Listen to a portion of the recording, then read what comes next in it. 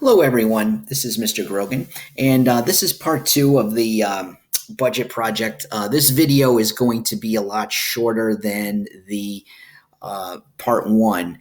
In part one, what we did was we covered the all of the directions to fill out your salary-based budget.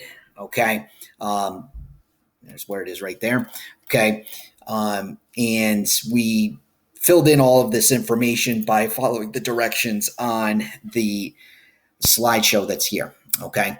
And once you finish the spreadsheet here, okay, what you want to do is there is a another attachment here that's called a salary based budget, and it's a Google Doc.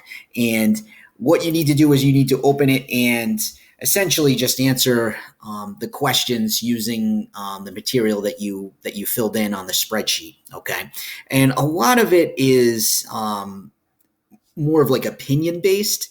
And there's actually even a reflection question at the end. But really, all of the answers that you'll get for the questions that are here, you just need to refer to the spreadsheet that you created here. Okay. And also, I think a lot of the, like, for instance, like part one, the net salary. All right. A lot of it is just like why you chose the career that you chose. All right. And, and then it just, it asks like a reflection on the, the benefits or the challenges that will come along with that career. All right. And same thing with part two with the saving strategy. All right. And ideally, you probably should be saving a little bit more.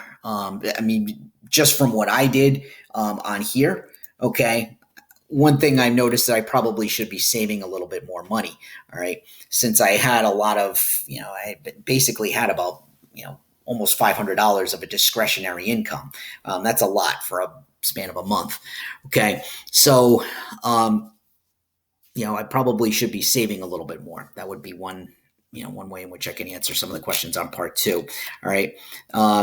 Same thing with the spending habits. Okay. You may find that when, after filling out the budget, you had some things that were more expensive than you thought, or things that you spend money on that were less expensive than you thought. Like you thought you spent more, but you didn't. But chances are you probably, and you take an honest look at it, you're probably spending more than you think on certain items. Okay. And this might be, and these questions might help you kind of take a second look at it and maybe reflect on things that you can do in the future to cut down on some of the things you spend your money on. All right.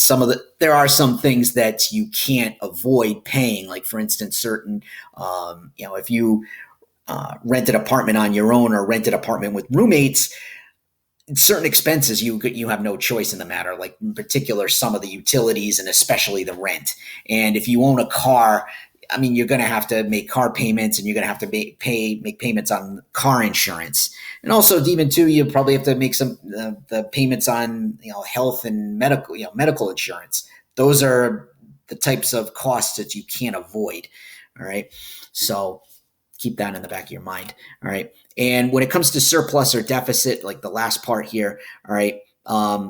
If your budget ended with a deficit, meaning that you were spending more than you were taking home each month, obviously that's not sustainable. You're going to have to go and redo your budget. But really, if you come to a point where your balance has a negative number, you need to make some changes up here, whether it's changing your living situation, or spending less on groceries, or spending less on discretionary spending, things of that nature. But, as I said, there are some costs that there's no way you're going to be able to cut. Like, for instance, if you took out a student loan, you're going to have to make payments on it every month.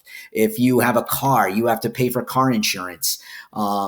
If you rent an apartment with roommates or rent an apartment on your own, you are responsible for those costs, and there's no way you can cut the costs to some of those things. So those are all things that you really need to take into consideration when you're creating a budget. All right. And when you are done with answering the questions here, all right, this part, as I said, this section here, all right, it won't take you that long to do. It would take at most one whole class period, probably wouldn't even take that long. All right. It would be like, maybe 15, 20 minutes. All right. Most of the time that you'll be spending working on this project will probably be on the budget, the actual creating of the budget. All right. So once you're done with everything, okay, what you want to do is you want to make sure that you submit the worksheet, the Google Sheets, and the Google Doc, the salary-based budget. You don't need to submit the Google Slides. So I just need the copy of the worksheet and a copy of the Google Doc.